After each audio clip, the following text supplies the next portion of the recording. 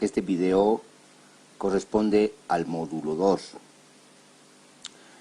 genealogía del Estado. Pero además, este video, a diferencia de los otros, que también corresponden al módulo 2, pero que son de apoyo, este video corresponde a los videos de interactividad, es decir, del aula efectiva virtual. Entonces vamos a empezar con una introducción, pero también con una exposición de tesis que se ventilan en el texto Cartografías histórico-políticas, pero sobre todo en la parte que corresponde a la genealogía del Estado. Como introducción, podríamos decir que estamos ante teorías críticas de las teorías del Estado. Y hemos usado fundamentalmente a dos autores que nos parecen muy importantes y muy significativos de esta crítica. Uno es Michel Foucault y otro es Pierre Bourdieu. Ambos coinciden en plantear de que el Estado es una idea, es un imaginario, es una institución imaginaria, que el Estado como tal, digamos, no existe, sino lo que existe es un campo burocrático, un campo político, lo que yo llamo una malla institucional. Lo que existe desde el punto de vista de Foucault son diagramas de poder, cartografías de poder, que se inscriben en los cuerpos e inducen comportamientos. Entonces, esta idea, este imaginario del Estado se sostiene obviamente sobre estas materialidades. ¿En qué se diferencian? Se diferencian en sus metodologías de lectura, de interpretación, pero también de investigación. Mientras Foucault plantea una genealogía como metodología, es decir, un análisis del presente a partir de una mirada retrospectiva del pasado, Pierre Bourdieu hace una sociología del Estado a partir de un concepto que no es genealogía, sino es génesis. Y a partir de esta génesis lo que trata de mostrar es cómo el Estado se genera y qué etapas de consolidación el Estado tiene. Él plantea primero que hay una aparición simbólica del Estado, si ustedes quieren como proyecto, es decir, aparece como un proyecto cultural, si ustedes quieren, desde las primeras premisas ideológicas de la modernidad y de la universalidad. Y después el Estado se afinca institucionalmente y después interviene en la sociedad y la inventa, la transforma la sociedad, sobre todo a partir del campo escolar. Entonces esa es la diferencia entre ambos. Pero, ¿qué es lo interesante de estos planteamientos? Que hay un desplazamiento epistemológico en el análisis del Estado. Un desplazamiento epistemológico que no implica solamente el desplazamiento en el sentido de el objeto, por así decirlo, de análisis.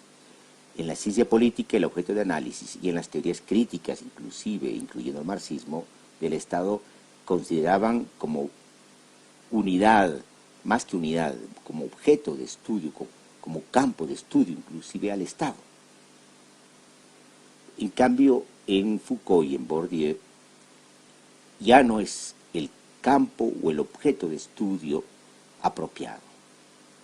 Lo que va a ser apropiado precisamente en relación a este imaginario del Estado es el análisis de estos diagramas, de estas cartografías de poder, de estas relaciones de fuerza, de estas estructuras de fuerza, de estos campos políticos, campos burocráticos, mallas institucionales y campo escolar, es decir, toda la estratificación del campo social. Lo que va a estar presente entonces son dinámicas, así hablaremos, dinámicas de fuerzas, dinámicas de instituciones, dinámicas de estructuras y diagramas de poder. Entonces cambia no solamente entonces esto, sino hay un desplazamiento epistemológico en tanto y en cuanto ya no se trata de explicar el Estado a partir de una relación muy general entre Estado y sociedad, sino se trata de entender el Estado a partir del desmenuzamiento de las dinámicas sociales y de las dinámicas institucionales. Y sobre todo dinámicas que se inscriben en el cuerpo, inscribiendo una historia política y un espesor que Foucault entiende como subjetividad. En el caso de Bourdieu se inscribe, se internaliza el poder creando hábitos. Y estos hábitos son los que precisamente reproducen constantemente el poder, lo que nos muestra que el poder se reproduce precisamente a partir de la sociedad todos los días en estas relaciones con estas instituciones. Entonces, como verán, obviamente hay desplazamientos plural epistemológicos importantes, pero por otra parte, desde el punto de vista nuestro, desde el punto de vista de la crítica del poder, de la crítica de las dominaciones, y por lo tanto postulando las emancipaciones y liberaciones múltiples, estas perspectivas, estas tesis sobre el poder, estas nuevas tesis sobre el estudio de las estructuras y relaciones de dominación, estos análisis institucionales, de las mallas institucionales y de los campos políticos y burocráticos, todo esto nos ayuda a hacer una interpretación mucho más rica, mucho más dinámica, que aborda la complejidad precisamente de la generación de las dominaciones, pero también la comprensión de las resistencias y también por ahí las transformaciones mismas institucionales.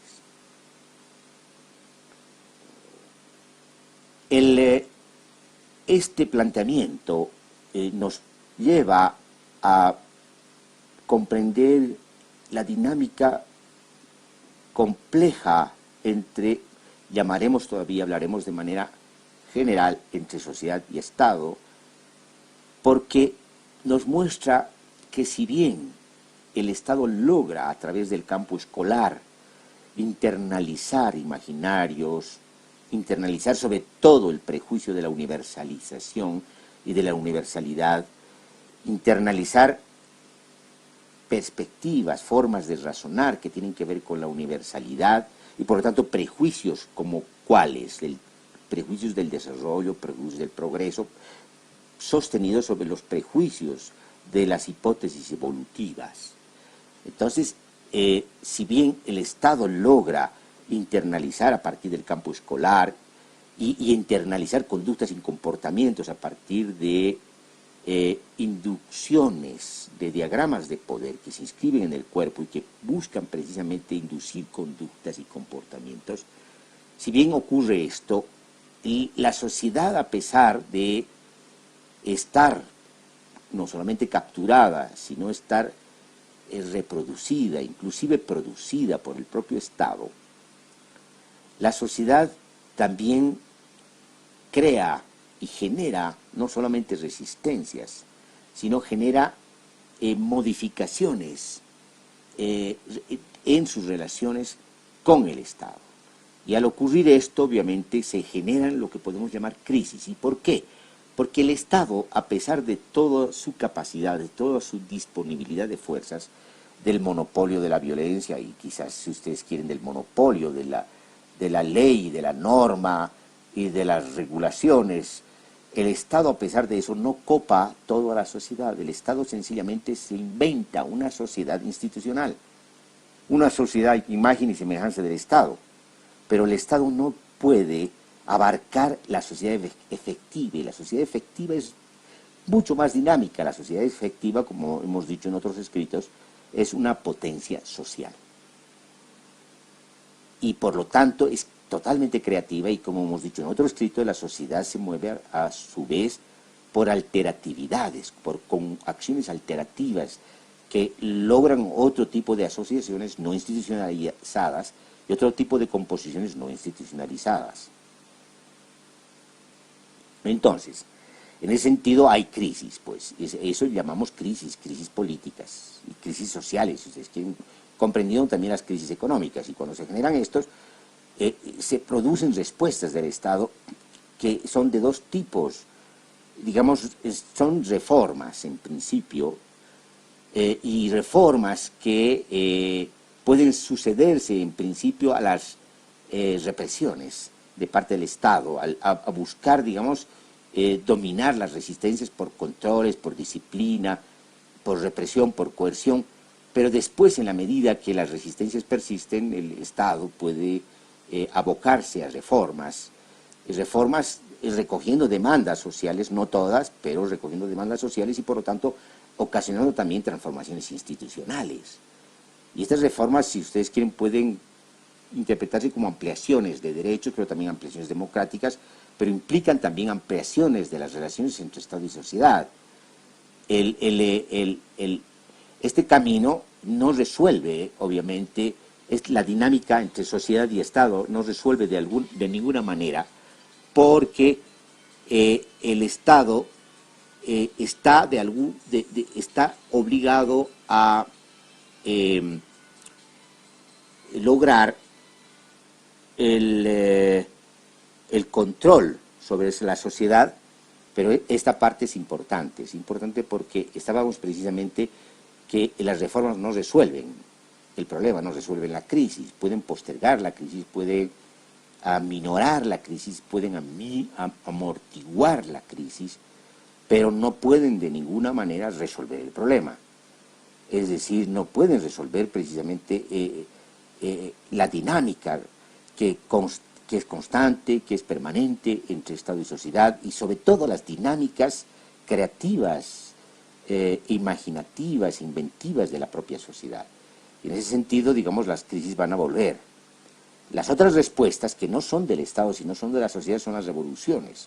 En la modernidad, no vamos a discutir aquí el concepto de revolución, pero las revoluciones son aquellas aquellas respuestas de la sociedad que buscan transformar el Estado para precisamente lograr satisfacer no solamente sus demandas, sino los proyectos sociales, que pueden implicar radicales democratizaciones, que pueden implicar, digamos, un empoderamiento social de espacios del Estado, que pueden implicar transformaciones institucionales fuertes. Entonces se dan estas revoluciones que buscan transformar el Estado, aunque estas revoluciones quizás en principio o en algún momento o en sus versiones más radicales busquen destruir el Estado y lograr más bien un tipo de organización y de asociación social autónoma que evite precisamente este aparato burocrático, este aparato institucional, este aparato represivo, coercitivo y que usurpa la representación y la voluntad general. Entonces, es posible, pero generalmente las revoluciones que se han dado y que han sido efectivas y que han terminado, digamos, precisamente en la toma, entre comillas, del poder, estas revoluciones terminan paradójicamente fortaleciendo más el Estado cuando debían haberlo desmantelado, terminan usando el Estado para defender las revoluciones y terminan generando a la larga o a medio plazo, digamos, contradicciones muy fuertes entre el Estado y sociedad, porque se vuelve inclusive, como en el caso de las revoluciones socialistas y los socialismos reales, se vuelven estados absolutos a nombre de la revolución socialista, que intervienen en los intersticios más pequeños de la sociedad, tratando de intervenir inclusive en la constitución de las propias subjetividades, y obviamente generan contradicciones muy fuertes. Un Estado no puede pretender semejante cosa porque un Estado no puede abarcar la totalidad compleja de los espesores complejos y dinámicos de la sociedad. Sin embargo, esto ocurre. Entonces esto ha ocurrido y ha generado obviamente contradicciones. Entonces la paradoja es que los estados socialistas que tenían que lograr emancipaciones fuertes y liberaciones fuertes y lograr la igualación y de las condiciones sociales, estos estados que además soñaban con una mayor libertad, terminan convirtiéndose en estados policiales, y eso obviamente muestra de manera patética las grandes contradicciones y las grandes paradojas que hay entre un proyecto libertario, o si ustedes quieren de manera menos amplia y menos radical, de liberación y de emancipación, terminan convirtiendo un proyecto de este tipo en una relación muy conflictiva, muy calamitosa, muy absorbente y absoluta, carcelaria de la sociedad. Entonces, estas son las paradojas, pero no son paradojas que son producidas por los conspiradores o por el partido o por los traidores, por los que no cumplen el programa. Ese tipo de tesis de la conspiración son muy ingenuas. Se producen precisamente las paradojas porque la vida social, las dinámicas sociales son paradójicas. Y aquí estamos ante las paradojas del poder, una paradoja del poder que parte ya de una paradoja inicial. Es un poder que se apropia de la potencia social, de parte de la potencia social, se reproduce a partir de esta captura de la potencia social, y a partir de esta captura de la potencia social, el Estado logra reproducirse como institución, y además logra reproducir ese imaginario, ese prejuicio, esa ideología, ese fetichismo del Estado y ese fetichismo del poder. Entonces, estamos pues ante, la evidencia de las paradojas. Y no se va a resolver el problema de las paradojas optando por una de las polaridades de la paradoja. O la sociedad o el Estado, o la sociedad o las instituciones. De lo que se trata es de tener la capacidad de administrar estas paradojas. Lo que no quiere decir de ninguna manera que hay que mantener el Estado, no, de ninguna manera. Yo no creo en eso, yo creo que más bien hay que desmantelar el Estado y destruir el poder, pero no creo que podamos salir de la paradoja, que tengamos una sociedad sin instituciones, de ninguna manera. Vamos a tener una sociedad que tiene que construir instituciones que sean subordinadas a la propia sociedad, a las propias voluntades de la sociedad, que sean suficientemente flexibles como para garantizar precisamente la potencia social, la capacidad creativa, inventiva, asociativa de la sociedad. Todo lo contrario de lo que el Estado ha producido. Si bien el Estado, ha canalizado la potencia social y de alguna manera la ha llevado hacia aquello que llaman el desarrollo económico, la modernización, la revolución industrial y después la revolución tecnológica, si bien ha logrado eso bajo, una fabulosa acumulación amplia de capital, lo que significa una fabulosa disposición y expropiación de la fuerza, de las fuerzas, de las energías y de los recursos. Si bien ha logrado, esto que algunos consideran que es progreso, el Estado ha inhibido gran parte de la capacidad inventiva, intelectiva y creativa de la sociedad. Y lo que hay que hacer precisamente es emancipar esa capacidad inventiva y creativa de la sociedad. Y por lo tanto, de ninguna manera mantener el Estado, sino destruirlo. De ninguna manera mantener el poder, sino destruirlo. ¿Qué paradojas se van a generar a partir de esta experiencia de las autonomías y de los autogobiernos sociales, de las asociaciones de productores, de las asociaciones de pueblos, de formas de administración, y si ustedes quieren, de gobernabilidad social y libertaria? ¿Qué paradojas se van a generar? No las conocemos, pero no podemos apostar de ninguna manera como los que apostaron antes a una polarización. Es decir, los socialistas optaron por la polarización en el Estado para precisamente imponer una sociedad sin clases, pero terminaron precisamente reproduciendo la sociedad de clases con la burocratización y después con el aburguesamiento de las dirigencias y de la nomenclatura. Entonces, no se resuelven estas paradojas. Entonces no es un problema de conspiradores ni de traidores, sino es un problema de las estructuras de poder, de las relaciones de poder, de lo que se llamó, y creo que todavía tiene sentido llamar, la economía política generalizada, es decir, no solamente la economía política en sentido restringido, sino la economía política del Estado, la economía política del poder, la economía política de los cuerpos, la economía política de la colonialidad, la economía política de los signos, es decir, todo esto es la economía política generalizada. Entonces, todo esto produce esas bifurcaciones y por lo tanto produce una valorización abstracta. ¿Qué es valorización abstracta? El capital es una valorización abstracta, no es real, pero que se basa en un despojamiento y una desposesión y una explotación reales y materiales. Entonces, de lo que se trata precisamente es acabar con estos despojamientos, disposiciones peligrosas, porque terminan precisamente poniendo en peligro la vida y ahora la vida en sentido mayúsculo, en la medida que han puesto en peligro la vida, el contexto de la vida, la ecología, y están poniendo en peligro la subsistencia de la humanidad. En ese sentido, es muy importante, pues, pensar la genealogía del Estado en esta complejidad.